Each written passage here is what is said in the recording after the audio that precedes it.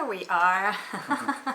Hi, I'm Alexandra. And I'm Evan. And we are within hiking distance. We went on an epic 18-month road trip across 11 states and visited 22 national parks. We drove over almost 29,000 miles. And we're so excited to have us with you today. Thank you so much for tuning in. Yep, thanks. We got a lot to talk about today. So we're going to go through a lot of information. It might take a little bit over for a half hour, but we'll try to make it as short and brief as possible. But we're going to go through a little bit of history of Death Valley National Park, some safety guidelines, lodging and camping, roadside attractions, and then hiking. So yeah, quite a bit of information, but we'd love to hear what you say along the way, and let us know your thoughts, and we'll try to answer them as we go. So today, like I said, we're going to talk about Death Valley National Park. It's located on the border of California and Nevada, and it's 2.5 hour drive from Las Vegas. So a little bit of history, starting off with that section. We're going to talk about, it's actually one of the hottest places on Earth. So temperatures in the summer routinely are above 100 degrees and often exceed 120 degrees. It's actually one of the hottest recorded places on Earth, like I said. So 134 degrees, I think it was recorded at Furnace Creek on July 10th, 1913. It's a pretty hot place, and it's one of Kay's favorite place. Kay from Happy Trails Hiking. I want to say hi to people in the chat. And so we have Happy Trails Hiking. Kay, hi. We have Dave from DR Nature Channel. Hi, Dave. And we also have Lance from West Coast Hiking. Welcome, everyone. Thank you so much for being with us. Yep. And so as we are talking about Death Valley National Park, and tell me in the chat if you've been to Death Valley National Park, what was your favorite site to visit? Let us know, and we will talk about it through the live. So another fact about Death Valley is that the legend has it that it was nicknamed Death Valley because a group of pioneers got lost in the 1850s and one of them perished. So they got lost in Death Valley. So that's how it was nicknamed. And it was historically a place for mining gold, silver, lead, borax, copper, and more. I had never heard of borax before I visited Death Valley National Park. So borax is actually a common ingredient for laundry detergent, but it is today it is used as for fiberglass, as a fire retardant, and also for pottery glaze.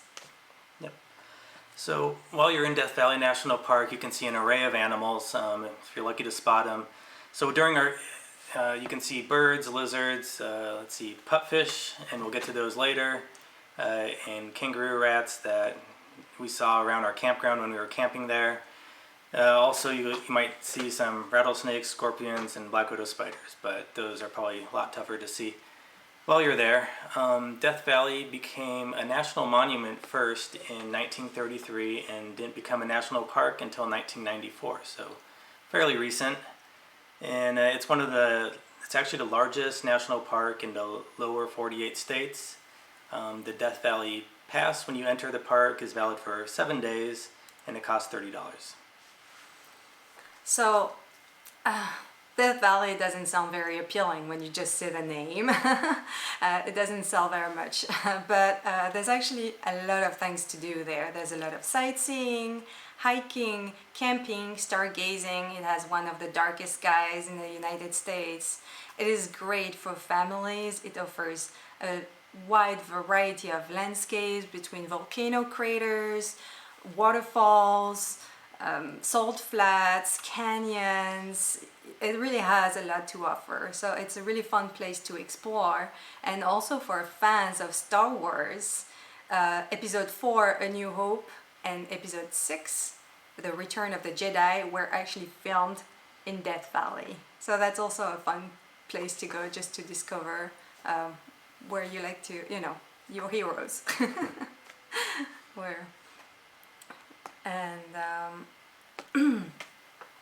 And I want to say hi to Steve. I saw Steve in the chat from Outdoor Nomad. Thank you so much for being with us today. Appreciate it. We are talking about Death Valley, and I wanted to know if you've ever been to Death Valley. Put in the chat which side did you like the most about Death Valley. Yep. So a couple of things onto the next section. We're going to talk about safety and safety guidelines. So this is one of the parks where you can get in trouble fast if you're not prepared. And so definitely bring a lot of water while you're hiking. So there's water at the campgrounds, but not at the trailheads. And also bring, food and other things you might need along the trail. So definitely bring sunglasses, hat, sunscreen, all that stuff for warm weather. Hiking is best in the winter. It's just probably going to be too hot during. So we visited twice, and both times were during the winter months. I'd say, yeah, yeah. So winter, and it was warm, probably 86, I think, but doable for hiking. And so if you go into summer, I guess it'd have to be early morning or late in the evening because it'd be too hot during the day to hike. And there's no cell reception service in the park, and I guess on the website it said that the GPS is not reliable. So use a paper map if you have one, or one of those paper map brochures of the park. Probably best to use those. And because I mentioned there's a lot of mining history, there are still a lot of mines there, so it is best to they are not maintained, so it is best to kind of stay away from them. You can look at them from outside, but don't try to get inside because it is unstable. And as Evan mentioned, it's very hot there, so pets are not allowed on the trails or in the wilderness, and they must be kept on leash in the campground. So if you want to bring a pet and you want to leave them in the car, it might be a little too hot for them. So it's really up to you to decide if you can do them, depending on when you're going to visit. It's also very remote, as we mentioned. So according to the NPS website, towing a car from Death Valley costs about $2,000. So get your car checked before you go, so you don't have any issues and everything goes smooth. And you can also fill in gas before getting in the park, though there are 3 gas stations in Death Valley. One of them is at Furnace Creek, which is where the visitor center is, and the second one is at Stovepipe Wells Village, which is just 35 minutes from Furnace Creek. So it's in the mainly active area, I want to say. And I want to say I saw a couple of people more popping in the chat. I saw Tony from Marty's Crew, Our Family Adventures, and I saw my mom. Coucou, maman. And Happy Trails Hiking gave their favorite places. If you want to read that. Yes, so Kay's favorite are Darwin Falls and Scotty's Castle, and Matt's favorite are Badwater Basin and Borax Works. These are, yes. Yeah, unfortunately we weren't able to go to Darwin Falls or Scotty's Castle, but we did Matt's favorites there. So I think Scotty's Castle is still closed. It is still closed until fall 2021, I think. It's been closed since 2015, and we didn't visit Death Valley before 2015, so unfortunately we didn't get to see it. And we missed the falls, so CK, we need to go again. We'll get to it, but Badwater Basin was our #1 hike, so that's a real nice place. Yeah, if you love history, the Borax one is definitely really interesting. They have a lot of information there. That's really, really good. All right. So there. Now we're going to cover a little bit about lodging and camping. So lodging, you can camp, RV, or stay in a hotel in Death Valley. For hotels, there are luxurious options, and you can find prices according to the dates you want to stay in Death Valley's on Death Valley's website. There are also hotels outside Death Valley, BTB in Nevada being the closest town, and it's about 45 minutes from Death Valley. So you can find more information on the website for these. And I think the campgrounds, it's recreation.gov, I think. Right. Yes, but you can find it from the website as well. They have a shortcut. And for camping, so let me see. I see Scotty's Castle will open in 2020, I think. They have restoration tour through the Death Valley Historical Association. Oh, okay, very interesting, Kay. Thank you. Okay. That's good to know. Cool. And oh, how did you like Furnace Creek Ranch, Kay? She said that she stayed there twice, so we haven't been there. We've only been camping. And for camping, we're going to cover Furnace Creek and Stovepipe Well area because they are the busiest. And all the campgrounds mentioned that we're going to mention have water, flush toilets, and a dump station as well. So Furnace Creek is the only campground that accepts reservations during the season. So that's between October 15 and April 15. And so like Alex said, to reserve, go to Death Valley website or recreation.gov to reserve those. And then looks like it has 136 sites at $16 and 18 hookups for, so I guess that's RV for $36. And so we can't, so the photo that we're showing on the screen right now, that's from, Furnace Creek, that one. That was the first time we went, and that was in, April, I think, 2018. Early April. Yeah, and so just, it's pretty open. I think all the sites are fairly open, but it wasn't bad. I think that was a warm one when we went there that first time. And yep, so additional spots can be, they all have fire pits. Additional spots near Furnace Creek is Texas Springs. It has 92 sites available, and that's first come, first serve. And that's open from mid-October to late May. $14, fire pits and tables there. And Sunset, which is a giant parking lot that has 270 sites available on first come, first serve. And that's open from mid-October until late May at $14. So yeah, that one's right by Furnace Creek, like right across the road, and it's just a giant open area. So that has no shade. I think this might be paved or just dirt too. Yeah, so it's mainly probably for RVs would be best. But if you're going to camp there, that's going to be hot. And so definitely want to get a spot. And Stovepipe Wells is located near the Mesquite Sand Dunes, and Alex said that's in the Stovepipe Wells Village. And it has 190 sites and costs $14. And we stayed there during the government shutdown last December going into January. And so we didn't have to pay. So I guess during that shutdown period, we stayed there 1 night, 2 nights, I think. 2 nights. 2 nights. Yeah, so on the second night, was it, that, there was a big dust storm, and we actually, I think it woke us up around 3 or 4 a.m., and we packed everything up into our tent, and we stayed in the car for a couple hours while this dust storm went by. So that was pretty interesting, and our tent, we were supposed to stay another night, but everything was covered in dust, so we ended up just getting a hotel outside of town in Beatty, and had to wash everything there. But that was interesting. So during the day it ended up being nice. The dust calmed down, and we did a couple hikes, and ended up being a decent day. So that was lucky, but it was a long day. Yes, definitely. I want to say hi to a couple of people who joined us in the chat. I saw Gary from Life on the Trail coming along. And Gary, have you ever been to Death Valley National Park? If you have, what were your favorite sites? And Kay was mentioning earlier that she stayed at the Furnace Ranch, and that she said Stovepipe Wells has a motel and a great restaurant. Yeah, they do. They do, indeed. And Steve from Outdoor Nomad said, I will need to get a tent, probably no place to hang a hammock. Well, you can see behind our tent, actually.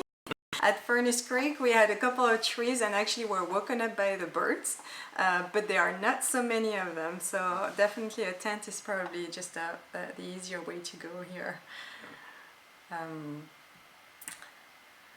So now that we have Now we're going to talk about the roadside attractions, because you can actually visit Death Valley year round, even when it's really, really, really hot. The wild burrows. So there are wild burrows in Death Valley National Park, and they're also outside near Beatty, Nevada. And this picture was taken in Beatty, and we actually stopped on the side of the road to try to make sure we had everything tied up properly in the car. And the burrows came to us and thought we were going to feed them. And so our son was very excited, wanted to see them, and so we got him out of the car and they kind of made friends. But then when we left, they followed us and cornered me next to the car. And that was a kind of interesting experience. Yeah. I've never been scared by a donkey or burro before. They snuck up on you. So. But that ended up well. We just left and didn't feed them. But, so that's one attraction you can see from the side, from the roadside. It's like Burrows, right? So the great thing with Death Valley, even if it's really hot, it's in... Guys, thank you.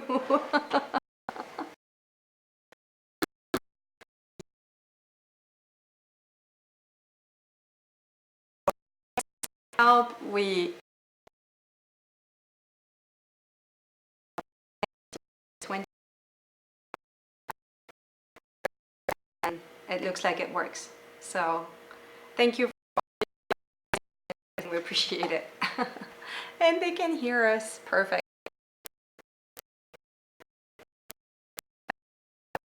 Just talk about the hiking ones, then we'll just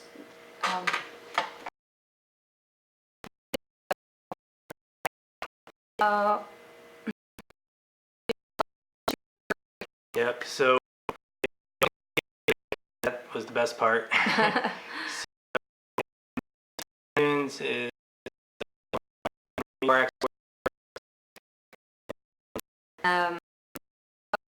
a mine called, and that's a historic gold mine from the early 20th century, and it has an intact aerial tramway. So you need to go on a paved and rocky road to access, to go to see this mine. It takes a couple of miles on this bumpy road, but it's really worth it. It's really a cool site. They restored it, and we had no issue. We had our SUV, and it was totally fine. You don't need a... And it's definitely a really cool site too, that we recommend. And there is also Natural Bridge Canyon Trail, which is a 1 mile round trip, and it's only 180 feet of elevation gain, and you go into a natural arch. If you've never seen one, it's really cool to see. And then you walk back to the parking, you have an absolutely amazing view on Death Valley. It's really, really beautiful. And finally, there are ghost towns in Death Valley and outside of Death Valley. One that was recommended to us by Eric from Adventuring Outdoors with Eric was Rhyolite. Mm-hmm. And it's located just outside Death Valley National Park, on the way to go to Beatty, Nevada, so on the northeast side. And it's really easy to access. It's right next to the main road, and it's very interesting to walk around. They have a couple of buildings that are still standing and are really cool. So it's definitely a place that it's not inside Death Valley, but it's really worth seeing for sure. Okay, and then we will talk briefly about the main hiking trails that we did.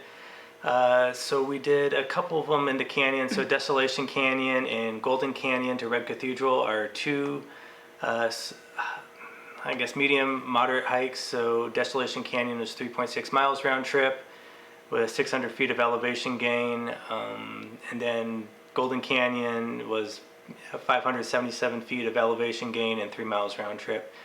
We definitely preferred the Golden Canyon to Red Cathedral over Desolation Canyon. Yeah, you get good views at both, but the trail is pretty nice at the, I don't know, I'd enjoyed that one better at the Golden Canyon.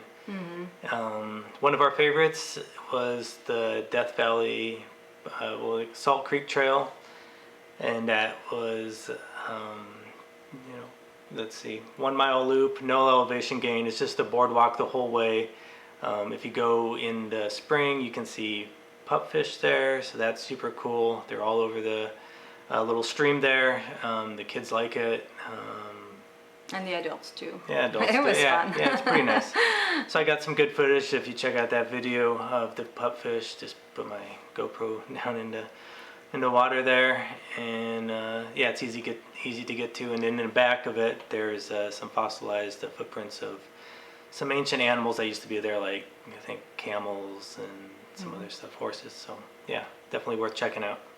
It's really fun. Another place that we really like, that's number 2 in our top hikes, is the Ube crater, and so it's on the northern part of Death Valley. So it's about an hour from Furnace Creek, I want to say. Yeah, we were staying in Stovepipe, so yeah, I don't know, hour from Furnace, maybe 45, I guess, or something like that. Yeah, it took a while to get to. And I mean, most of the road is really nice, but it's a volcano that possibly formed as recently as 2,000 to 7,000 years ago, and the crater can be viewed from the parking lot. So if it's really hot, you can still drive there and you can still see it. It's really impressive. It's a really cool view, and it's 600 feet deep and half a mile wide. And you can walk around the crater. It's a little less than 2 miles, and it's easy to moderate. There's gravel on it, so when it goes up, it's a little tough to actually walk on it, but it's really, really fun to explore. And there's actually, next to the Hubehebe crater, there's Little Hebe crater that you can see if you hike just a little bit toward the top of the volcano. It's just a really cool landscape, and surprising how diverse this national park is. And finally, our favorite was the Badwater Basin. It is 282 feet below sea level, and that's the lowest point in North America. And the salt flats cover nearly I have 200 square feet in square. Is that 2,000 or 200? 200 square miles. Yeah. I guess that makes sense. Okay, 200 square miles, and the salt flats are too harsh for most plants or animals to survive. However, they can be crushed very easily. The trail is flat, and you can go with a stroller. You can go even someone on a wheelchair. It's accessible really to anyone. And it's really fun, and you can walk as far as you want. So if you just want to walk a little bit and come back, then it's it's really nice too. It's a really fun walk to do as a family. And I have a West Coast hiking trail saying that Hubehebe is better than the cinder cone in Lassen National Park. I don't know. They're similar, but the cinder cone in Lassen is kind of like tougher to hike. It's definitely easier to hike Hubehebe. Yeah, we start at the top of the crater. Yeah. And yeah, you drive right up, and then you look down into the crater. And then they're both different. You have the little Ube crater there too. Then that's super cool too. So you have the two craters. Yeah, I don't know. It's hard to decide. They're both cool. I don't know. Yes, and Dave from DR Nature Channel says, I couldn't imagine that below sea level. It's very funny, and there are signs in the park that tells you when you hit sea level, and so you kind of like realize that you actually go up and down in elevation without really noticing it when you drive. So that's definitely an interesting thing to do. And so there are places we didn't go, as we mentioned. We didn't go to Scottish Castle. We didn't go to the racetrack because you need a high clearance vehicle for that. And as we said, we were a little worried about our car back then, so we didn't even try to go there, but that's a really fun one that we really would like to do. We didn't go to the charcoal kilns either. Kay from Happy Trails Hiking mentioned that earlier, and that's something that we will put on our list to see next time. We just decided not to go on that side of the park, and we didn't see the waterfall or Dentist View, because Dentist View you need to take a side road, and it was being paved, so it was completely closed. We couldn't access it. But it's really a great national park. It's huge. I mean, we were really surprised by how fun it was to actually visit Death Valley. And the name doesn't sell it, but do go. It's really, really a fun place. And you can find